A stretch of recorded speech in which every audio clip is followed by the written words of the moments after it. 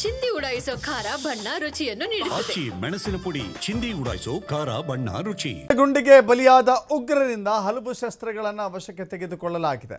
Grenade, ಮದ್ದು, ಗುಂಡುಗಳು, ರೈಫಲ್ಗಳನ್ನು ವಶಕ್ಕೆ ಪಡೆದುಕೊಳ್ಳಲಾಗಿದೆ.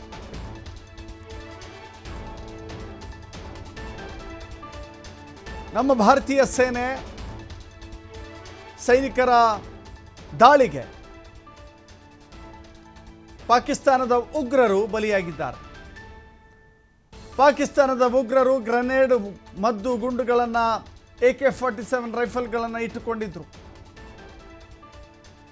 ಅಲ್ಲಿಗೆ ಅರ್ಥ ಭಾರತದ ಮೇಲೆ ಮತ್ತೊಮ್ಮೆ ದಾಳಿ ಮಾಡುವಂಥ ಪ್ರಯತ್ನವನ್ನು, ಯೋಜಿತ ದಾಳಿಯನ್ನು ರೂಪಿಸಿದ್ರು, ಸಂಚು ರೂಪಿಸಿದ್ರು ಅನ್ನೋದು ಗೊತ್ತಾಗುತ್ತೆ. ನಿಖರ ಮಾಹಿತಿಯ ಮೇರೆಗೆ ನಮ್ಮ ಯೋಧರು ಉಗ್ರರ ಅಡುಗು ತಾಣಗಳನ್ನು ಪತ್ತೆ ಹಚ್ಚಿ ಆ ಸ್ಥಳಗಳಿಗೆ ತೆರಳಿ 3 ಉಗ್ರರನ್ನು ಬಡಿದುರುಳಿಸಿದ್ರು.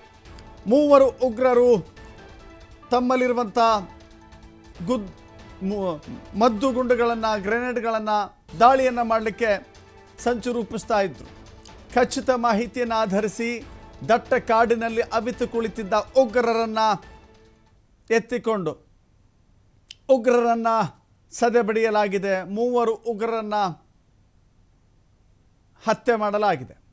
3 ಉಗ್ರರನ್ನು ಫಿನಿಶ್ ಮಾಡಿದ ಬಳಿಕ ಅವರ ಬಳಿ ಇದ್ದಂಥ ಗ್ರೆನೇಡ್ಗಳನ್ನು ನೋಡ್ತಾ ಇದ್ದೀರಿ, AK-47 ನೋಡ್ತಾ ಇದ್ದೀರಿ. ಅದರ ಜೊತೆ ಅವರು ಸಿಮ್ ಇಲ್ಲದೆ ಬಳಸ್ತಾ ಇದ್ದಂಥ ಕಮ್ಯುನಿಕೇಷನ್ಗಾಗಿ ಉಪಯೋಗ ಮಾಡ್ತಾ ಇದ್ದಂಥ ಸಾಮಗ್ರಿಗಳನ್ನು ಕೂಡ ನೀವು ನೋಡ್ತಾ ಇದ್ದೀರಿ.